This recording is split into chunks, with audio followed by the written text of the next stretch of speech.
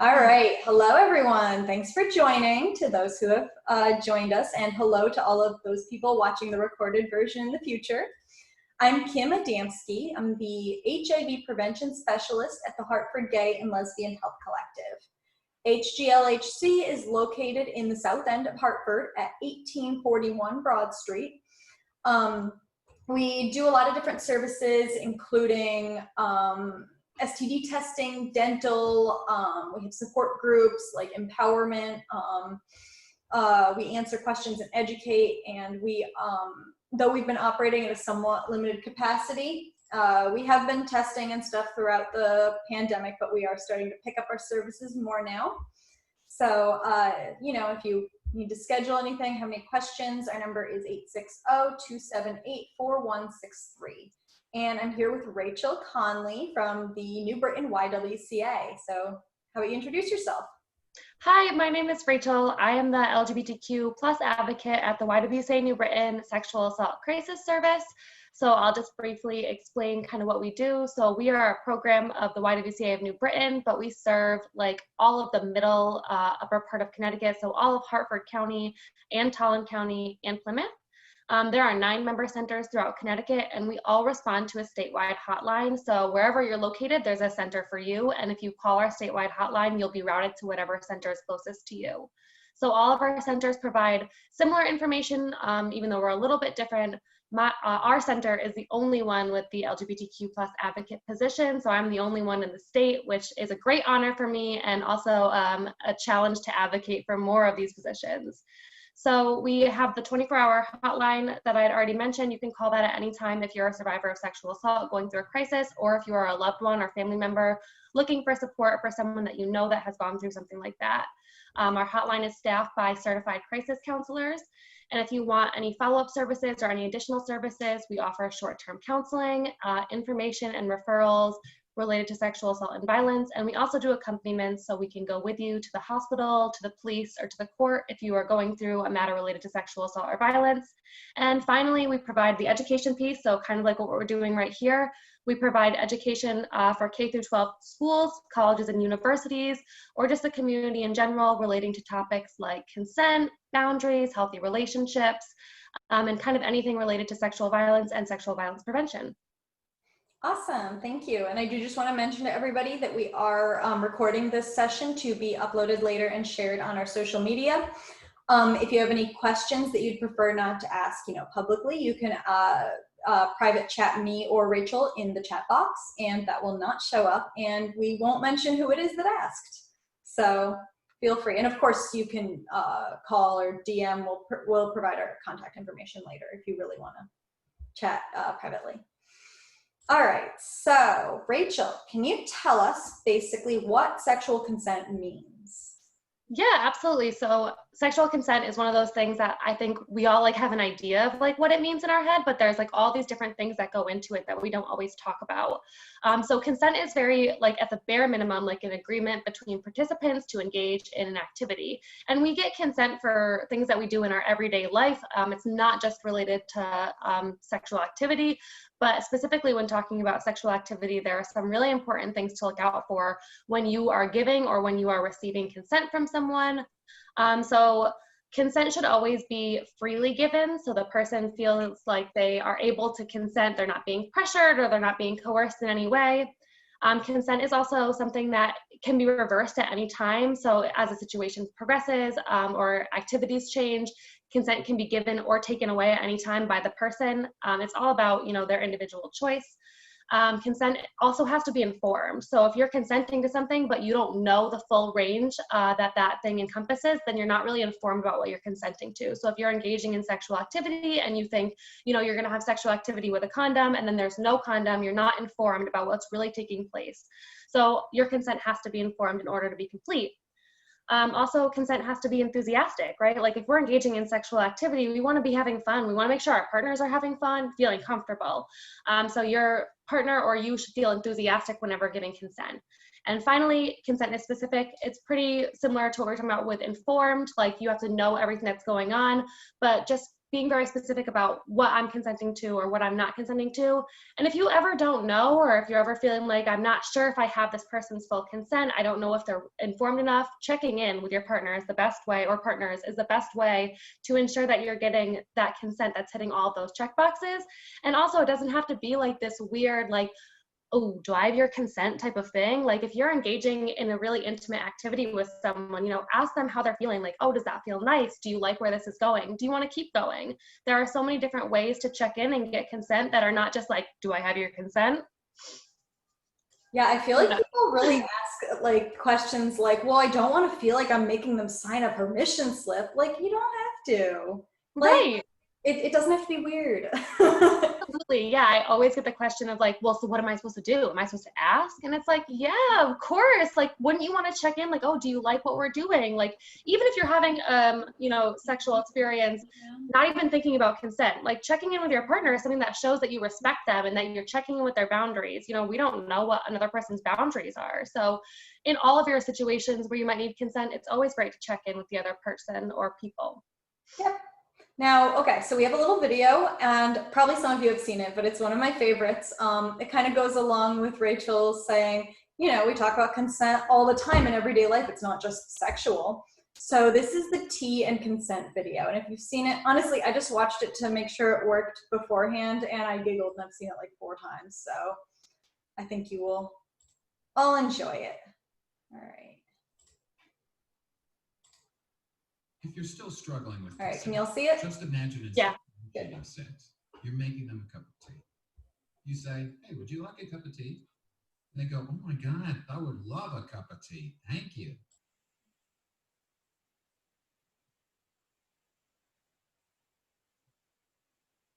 Oh, I think the sound went off.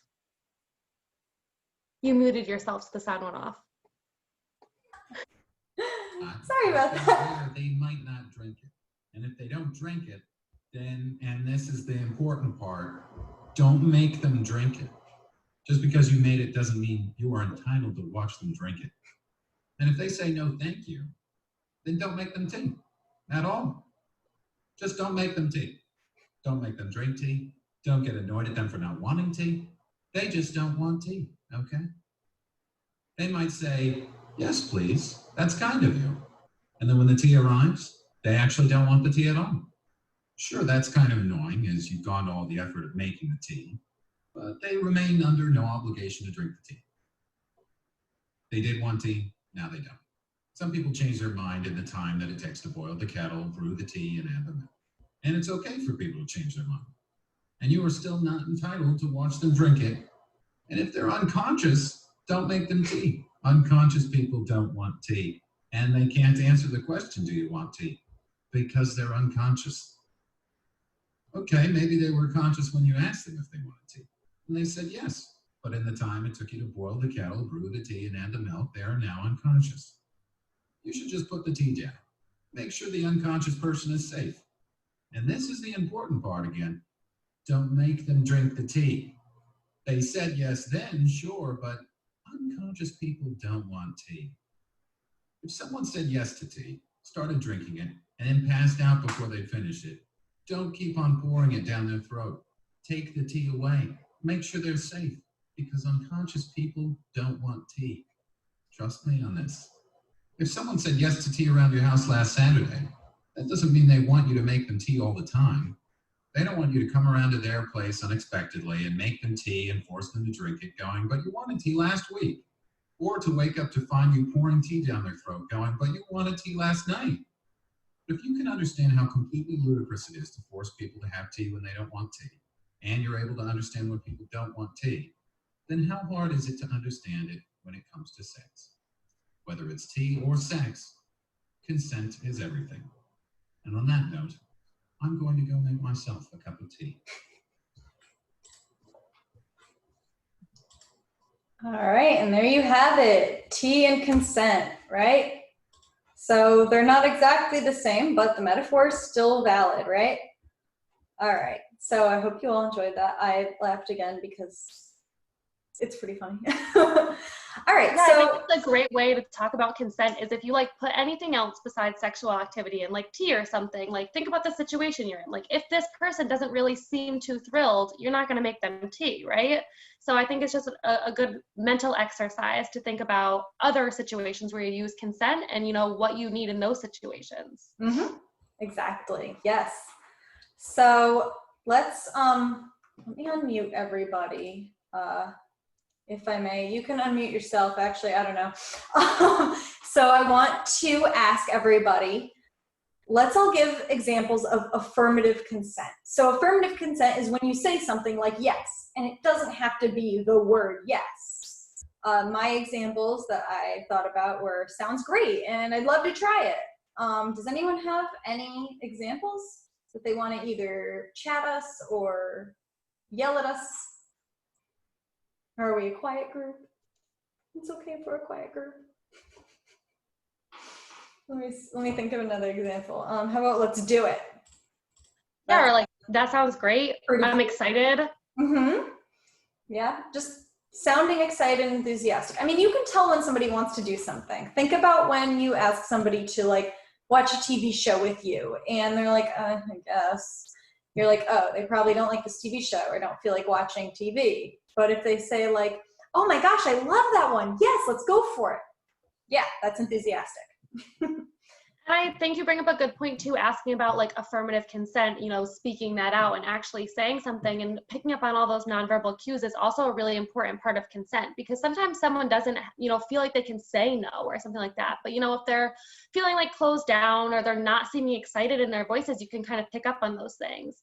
And, you know, the opposite is true too. So like maybe someone isn't saying, yes, I consent to this, but they are, you know, actively participating in what's going on. They're smiling, they're showing that they're engaged and having a good time. So in that case, you know, if you can tell by their body language that they're consenting, then that's a form of affirmative consent that's not verbal. But it's always good to double check and just get that verbal consent, because it's better to have that than to accidentally cross someone's boundaries. Yeah. Yeah. If you're ever not sure, always ask. But I mean, especially I think in relationships where people have been together for a while, they kind of get to know each other's cues. But also at the same time, sometimes people in relationships could assume or just like expect consent even when it's not there. So it's really important to always get consent regardless of how many times you've been with the person. Yeah, that's another great point that they brought up in the video, right? Like just because you have tea last week doesn't mean that you want tea this week. So just because you consent to a certain activity last week or yesterday or even 10 minutes ago doesn't mean that that consent carries over to any other time. That's another part of specific that we were talking about. Like, yeah, you have to be informed about what's going on, but also when. Because if I give my consent today, it doesn't mean I'm giving my consent tomorrow. Exactly. Yeah. Okay, so we talked a little bit about this, but what are some examples of what isn't consent? We mentioned like saying, maybe, you know, but what are some other examples that people get confused about? Do y'all have anything? It's okay if you don't. I understand being quiet on the Zoom. Yeah, it's kind of nerve-wracking. Yeah, I think like some of the examples that we don't typically think of, like, you know, if someone isn't able to consent, like if they're too drunk or, you know, they're not in a mental state where they're able to actually, you know, fit one of those criteria where they're freely informed and, you know, informed of what's going on. So like maybe someone's incapacitated in some way that doesn't allow them to consent. Mm-hmm. And I think it's also important to bring up that certain power dynamics make it very difficult or impossible to discern consent. So, I mean, you know, people talk about age differences, and I mean, that's very situational. But things like if you're a supervisor, you should not be engaging in sexual activity with your subordinate. So yeah, and it's like very similar for like professors and college students, or like TAs even in college students, because they are close in age. So people think, oh, that age gap dynamic isn't in play, but there's a different dynamic, that power dynamic that's in play, and that's so important. Because even if you think, oh, I'm freely consenting, you know, there might be some sort of pressures, there might be other expectations, and it could lead to something further down the road that puts you in a situation that isn't comfortable. Yeah. And probably that responsibility will land on the person with the higher power, because yes, you read my mind. Power. Yeah, absolutely. So that's never on the person, you know, that is put in that situation. If you are the one that has the higher power dynamic, with that power dynamic comes the responsibility of knowing that these situations are not something that you should engage in. And that responsibility falls squarely on the shoulders of someone that has that advanced power standing. And that's not to say that there aren't power dynamics in relationships that are healthy. Like, for example, sometimes somebody has a baby and stays at home while their spouse works, and obviously that spouse has a financial advantage over them. So it's the spouse's responsibility to make sure that they have a healthy relationship, not that they don't ever have sex or something like that. Yeah, what a great point. Yeah, definitely. Power dynamics exist just in the world that we live in. So like not all of them make it impossible to obtain consent, but it's important that you like talk that out. So like if you're in a healthy relationship, but there is a power dynamic, you know, both partners being, or all partners being aware of that, and then being able to talk through it and letting each other know, like, you know, this is where the power dynamic comes into play, and this is how we can mediate that and make sure that it's not affecting other decisions. All right, so can you tell us a little bit about the legal side of consent as far as the YWCA goes with that? Yeah, absolutely. So just as a disclaimer, if you ever call our hotline or if you're ever looking for services and you want specifically legal services or legal advice, we have some great references that we source out to, and we will always provide referrals, and we, you know, go between and can make phone calls or do whatever. We don't provide legal advice because we're not legal experts, and we want to make sure that you get the best legal advice that you can. When it comes to sexual assault, the age of consent, and sexual violence, laws change state to state. They can also change depending on like very intricate details of the situation. Recently in Connecticut, we also had like a big change with our statute of limitation laws. So even year to year, things are changing. But just basically, like in Connecticut, the age of consent is 16. So if you are under 16, you cannot consent, like in the eyes of the law. Any sexual activity that's engaged in, if you are under the age of 16, is considered statutory rape. And especially if you are under the age of 13, if there was any prosecution or something like that of the engaging of sexual activity with a child that's under, the sexual assault, because it's not sexual activity, right? If you're engaging with a child that's under 13. So any sexual assault of a child under 13 carries a really harsh penalty, can be a felony, and would carry more time than if it was someone that was between 13 and 16. So as I said, we recently changed some statutes. In Connecticut, we did have one of the shortest statutes. It was 5 years, which is like a horribly short time for reporting. Thankfully, we have gotten rid of that. And our new statute is 30 years after someone is 21. So if you're 21 or older, the statute is 30 years. But if you are younger than that, then there is no statute. So child sexual assault has no statute, and you can report at any point in time. There are some technicalities in the way that this law is like applied to retroactive cases. So again, like if you need specific legal advice for a specific instance, or you have specific questions, please reach out to us and we will happily help you find those answers and make sure that you are pursuing whatever channels need to be pursued.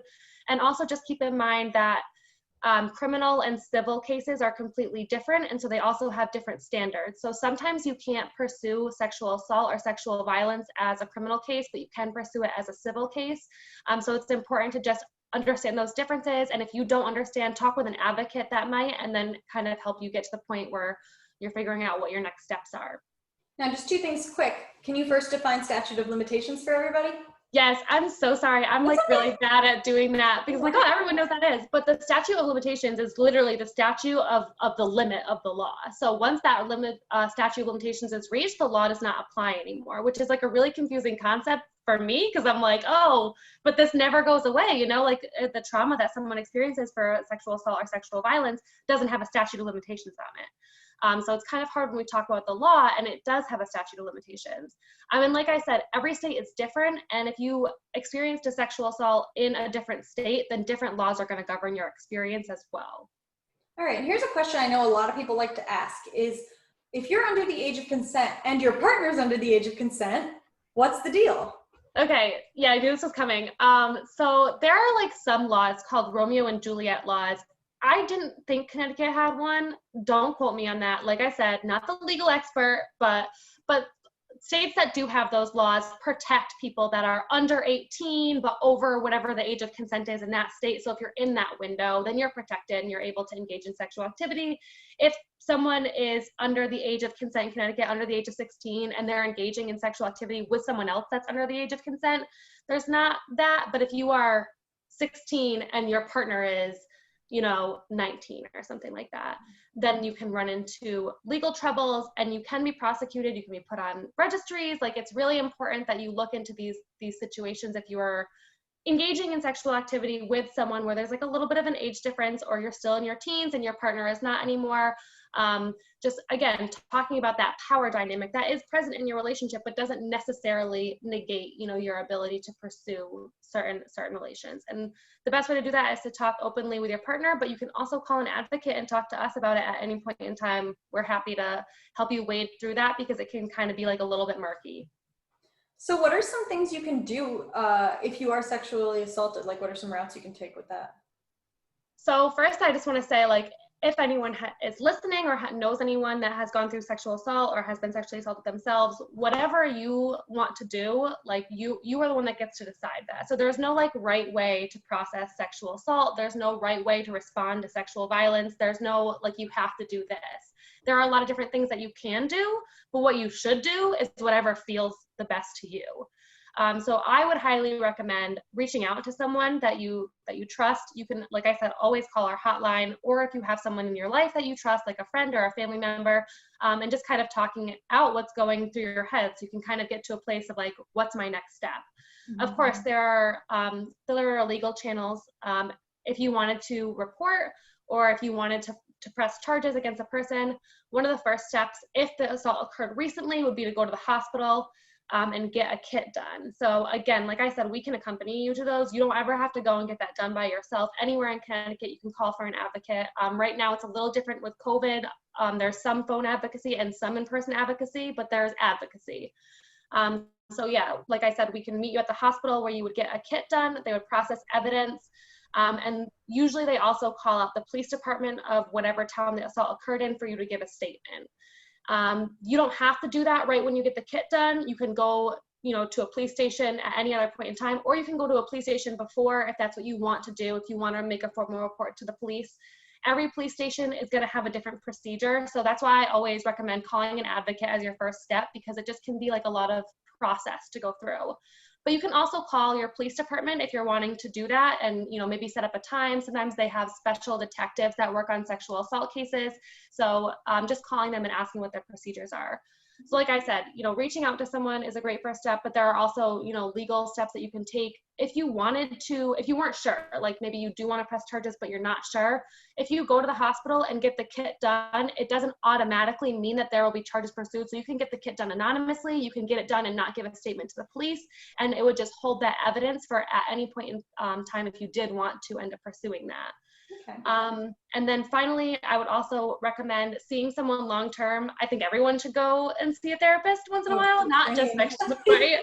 So not just for sexual assault and violence, but definitely if you're trying to process any sort of trauma or anything like that, seeking out a therapist.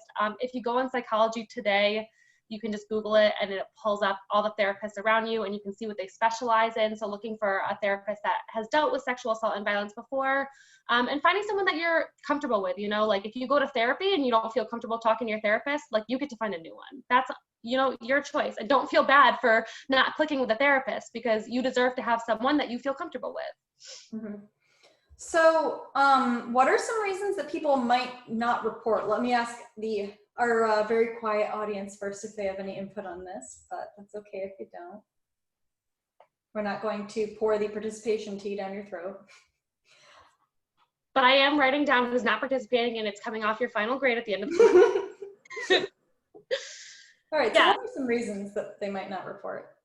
So there are just so many, and there's a lot of stigma, first of all, around sexual assault and violence. So it's kind of hard to talk about anyways, but even, when someone's experienced a sexual assault or sexual violence, it can be hard to even name that experience to start out with. So first, identifying that you experienced a sexual assault is one of the things that can sometimes hold people up. People are not willing to use certain language, or they don't want to believe that something happened to them.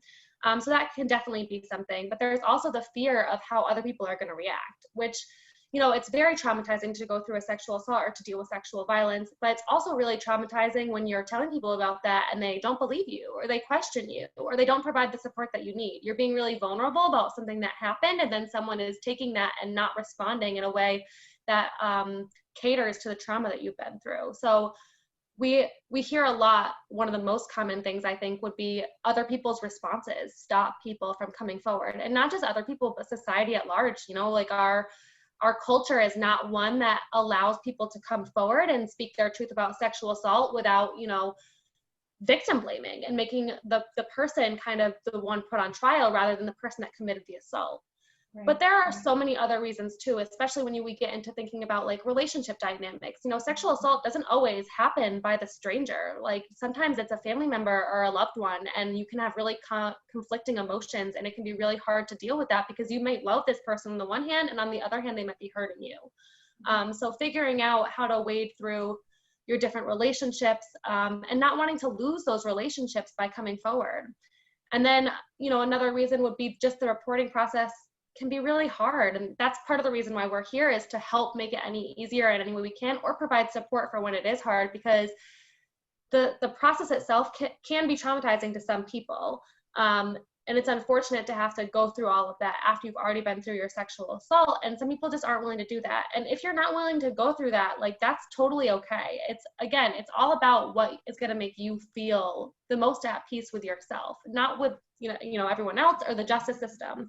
But yeah, there are a lot of barriers for people coming forward, and that's another reason why we don't talk about this so much, is because people don't come forward, so they don't talk about it, so we don't talk about it, and then people don't come forward, and it's like very cyclical. Oh yeah.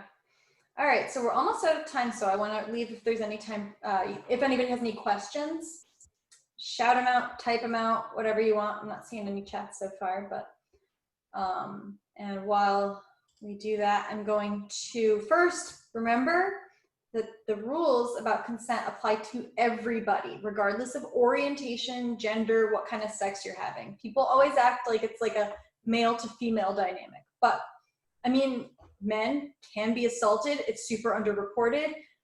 Non-binary people and genderqueer folks get assaulted probably more frequently than the general population. So it really does apply to everybody. Yeah, in a lot of studies that we reference and that I use in a lot of my research is that people in the queer community have higher rates of sexual violence, especially bisexual and trans women. And within the community, there are barriers in itself, of course. Like the community is small. So like if you're, perpetrator is someone within the community, there can be a lot of stigmas around that. It can be really hard. So especially when we're thinking about the queer community, there are so many other considerations as well. And we know, the legal system and the justice system isn't exactly built for people that are within this community, and that can add additional barriers. But again, like, that's why advocates are here. That's why I'm here. So like, if you're ever feeling like you want to go through something, but you're unsure because of who you are, because of the system that you might be in, we're here for you. All right. So I'm going to just give my contact info and have Rachel give her contact info, because if you have any questions, you can definitely reach out to us. Again, my name's Kim Adamski. I give live videos every week from Health Collective, from our Facebook page usually, but from Zoom when we have guests. And we do have another guest next week. So stay tuned if you liked this, because I thought this was rather nice. My number is it's 860, I was just about to give everyone my personal number, oh no, please don't call that, 860-278-4163, and you can email me at kim.a@hglhc.org. You can also DM us on social media. I check that every single day, not weekends, but feel free. And what about you, Rachel? Yeah, so you can always call me at 860-225-4681, and my extension is 522. But also, more generally, anyone can always call the hotline 24/7 statewide. I'm just going to read out the numbers for you. We also have an English and Spanish hotline. So our English hotline is 1-888-999-5545, and our Spanish hotline is 1-888-568-8332. I talk really fast, so I had to slow myself down. And my I'm gonna email. post those to the description of the video too, so that you have easy access to them, and so anybody else who wants to check it out does, or not check it out, but you know what I mean. Don't just call. Thank you. Hey, how's it going? Just wanted to see if this worked. Yeah. But yeah. Check it out. All right. Well, thank you so much, Rachel, for joining us. This was very informative, and I learned that it's really great to have an advocate helping you out if something ever happens to you. Yeah, thank you so much for having me, and I look forward to seeing more of your live videos, and Yay. I hope you all have a great rest of your day. All right. Have a great night, folks. Bye.